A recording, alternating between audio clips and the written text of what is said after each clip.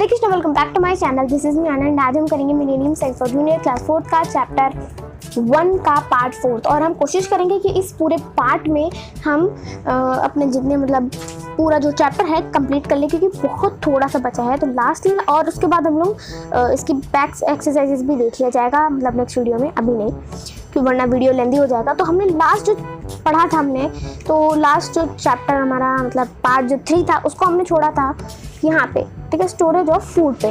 तो अब storage of food से हमें समझ में आता है कि फूड का स्टोरेज, तो देखो हमारा अगर खाना बच जाता है रात का या दिन का ही, तो आपने देखा होगा अपनी मम्मा को कि वो पैक वैक करके खाने को किचन में रख देती हैं या फ्रिज में रख देती है। तो हमारा क्या स्टोरेज ऑफ फूड का क्या जगह होता है, हमारा स्टोरेज ऑफ फूड कहाँ पे होता है, फ्रिज में होता है, रेफ्रिजरेटर में होता है, ठीक है। तो उसी टाइप से क्या मतलब हमारे जो प्लांट्स होते हैं उनका कहाँ पे स्टोरेज ऑफ फूड होता है, ये पढ़ेंगे, ठीक है। तो पहले हम यहाँ पे पहली लाइंस पे देख लेते हैं। तो हमें समझ में आता है कि जो फोटोसिंथेसिस का प्रोसेस होता है उसमें जो जैसे फोटोसिंथेसिस के प्रोसेस को जब होता है, प्लांट करता है, तो हमें ग्लूकोज नाम का पदार्थ मिल जाता है। अब वो ग्लूकोज नाम का पदार्थ क्या है वो यहाँ पे हम पढ़ेंगे। ग्लूकोज, स्टार्च, यहाँ पे हमें दिख रहे होंगे कुछ वर्ड्स, है ना। तो आप सोच रहे हो कि ग्लूकोज क्या है, ये स्टार्च क्या है, ये शुगर क्या है, तो ये सब मैं आपको यहाँ पे समझाती हूँ। यहाँ पे हमने बता रखा है हमें कि देखो स्टार्च जो है वो एक, देखो स्टार्च जो है वो एक बिगर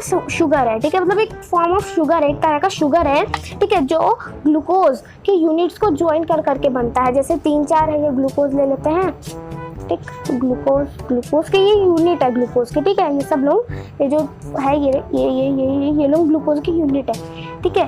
अब यहाँ पे मैंने इसको इन सबको ज्वाइन कर दिया, ठीक, तो फिर ये क्या होगा, ये जो ज्वाइन करके जो चीज़ बनी है ये है हमारी एक स्टार्च, ठीक है, इसको हम स्टार्च कहते हैं। जब बहुत सारे ग्लूकोज जो ज्वाइन हो जाते हैं उन्हें हम स्टार्च कहते हैं, ठीक है।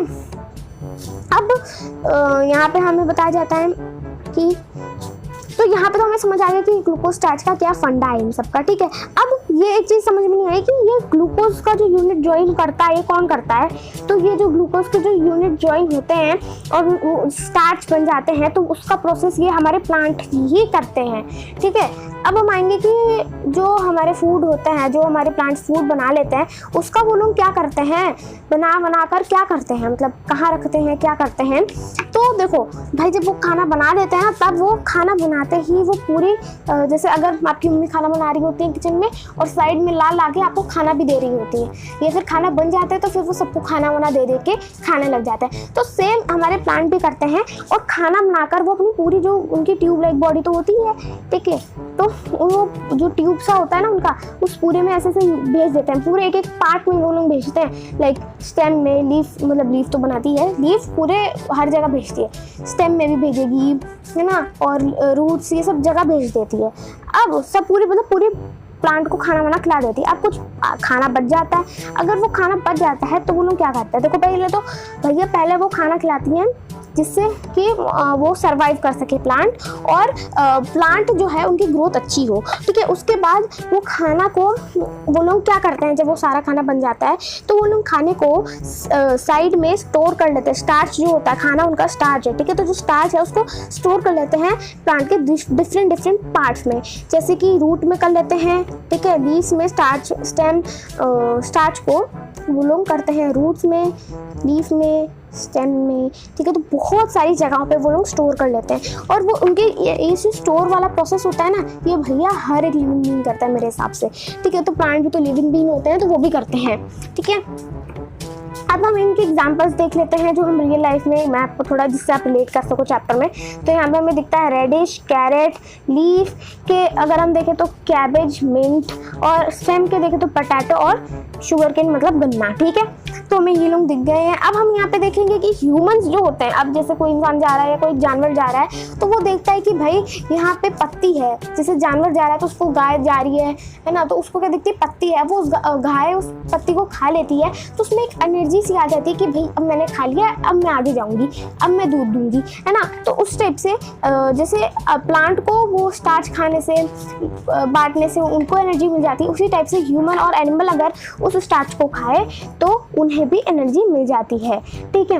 और जैसे कि हमने स्टार्टिंग में ही पढ़ा था कि प्लांट, जब हमने चैप्टर स्टार्ट करा था तो ऊपर हमने पढ़ा था ना कि प्लांट्स, वो देखो यहाँ पे हमने पढ़ा था ना कि सब इनडायरेक्टली डायरेक्टली सब लोग ये देखो डायरेक्टली इनडायरेक्टली सब लोग डिपेंडेंट है। तो अब आपको समझ आ रहा होगा कि कैसे लोग इनडायरेक्टली डायरेक्टली डिपेंडेंट है यहाँ पे, ठीक है।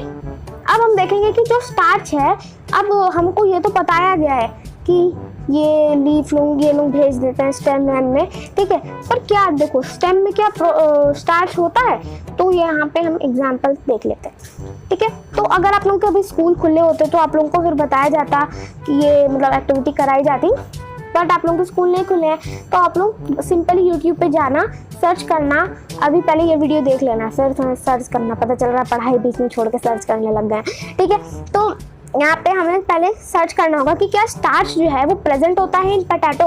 ये सर्च करोगे ना तो आपको यहाँ पे वाली एक्टिविटी दिख जाएगी, ठीक है। तो यहाँ पे हमें एक्टिविटी में है कि देखो आप स्लाइस ले लो, ठीक है, पोटैटो थोड़ा सा काट कर ले लो। अगर स्कूल खुला होता तो उसमें दिखाते ही, बट अभी नहीं खुला है। तो देखो स्लाइस ऑफ पोटैटो ले लो और उसमें थोड़ा सा आयोडीन सॉल्यूशन डाल दो।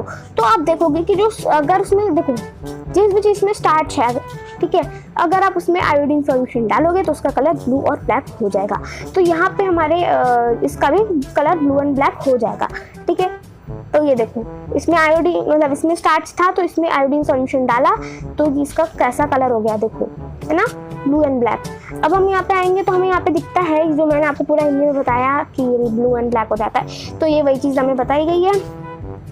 अब हमें यहाँ पे एक लीफ के साथ भी सेम एक्सपेरिमेंट करके बताएगी कि लीव्स में भी वो स्टोर करते हैं स्टार्च। तो हाँ जी करते हैं। अब कैसे हाँ जी या नहीं जी मुझे नहीं पता, सॉरी, तो हमें देखना पड़ेगा अब उसके बारे में, ठीक है। तो अब यहाँ पे इन्होंने पहले ब्लीच करा है, खूब ज़्यादा पानी के अंदर लीव्स को रखा है, ठीक है। और उसके बाद इन्होंने अल्कोहल के अंदर मतलब सैनिटाइजर स्पिरिट, ठीक है, इसके अंदर भी इन्होंने रखा है लीफ को। उसके बाद इन्होंने ठंडे पानी से इसको धुल दिया है। अब उसके बाद उन्होंने इसमें आयोडीन सॉल्यूशन डाला और उसके बाद उन्होंने देखा कि यहाँ पे तो ब्लू एंड ब्लैक कलर का हो गया है। तो यहाँ पे हमें पता चलता है कि ये टेस्टिंग हमें बताती है कि स्टार्च होता है, हाँ स्टार्च हमारे इस सॉल्यूशन में होता है, मतलब स्टार्च हमारे ग्रीन लीव्स में भी होता है, ठीक है। अब हम यहाँ पे आएंगे, एक और हमें एक्टिविटी यहाँ पे दिख जाती है कि जैसे हमने ये सब पढ़ा कि हमारे लिए ये भी इम्पोर्टेंट होता है, हमारे लिए वाटर मिनरल्स और कार्बन डाइऑक्साइड ये सब इम्पोर्टेंट होते हैं, ठीक है। बट सनलाइट भी तो इतनी इंपॉर्टेंट होती है, बट अगर वो नहीं होगी वो क्यों इंपॉर्टेंट है, ठीक है। तो हम यहाँ पे ये देखेंगे कि वो क्यों इंपॉर्टेंट है। तो देखो यहाँ पे एक एक्टिविटी दी गई है कि हमने यहाँ पे लीफ ली, ठीक, मतलब देखो एक पॉट था उसके हमने कुछ लीव्स को ब्लैक कलर में कवर्ड कर दिया, ब्लैक कलर के पेपर से कवर्ड कर दिया और उसको भी हमने वहाँ पे रख दिया, अंधेरे में भी रख दिया, ठीक। अब भाई पूरे 24 आवर्स के लिए हमने उसको अंधेरे में रख दिया, फिर टेस्ट करने से पहले 4-5 घंटों के लिए हमने इसको बाहर रख दिया। अब जो ब्लैक से हमने कवर्ड करा था उन्हें निकाल लिया, मतलब हमने ब्लैक पेपर से जो कवर करा था उसे निकाल लिया और फिर से उसमें आयोडीन सॉल्यूशन डाला, तो उसका कलर चेंज नहीं हुआ। उसका कलर चेंज इसलिए नहीं हुआ क्योंकि उसमें वो फोटोसिंथेसिस का प्रोसेस ही नहीं कर पाई वो प्लांट, और वो प्रोसेस नहीं कर पाई तो उसके अंदर स्टार्च नहीं आया, तो वो नहीं उसके अंदर नहीं बन पाया, ठीक है, क्योंकि उसमें स्टार्च आ ही नहीं पाया, वो सनलाइट से खाना बना ही नहीं पाई।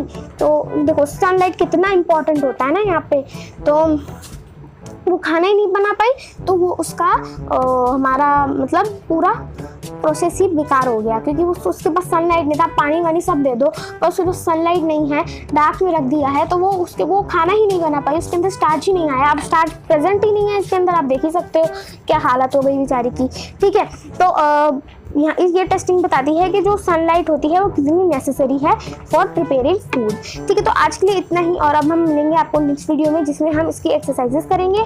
और see you in my next video, till then take care and bye bye. कोई भी क्वेश्चन कोई भी क्वेरी हो आप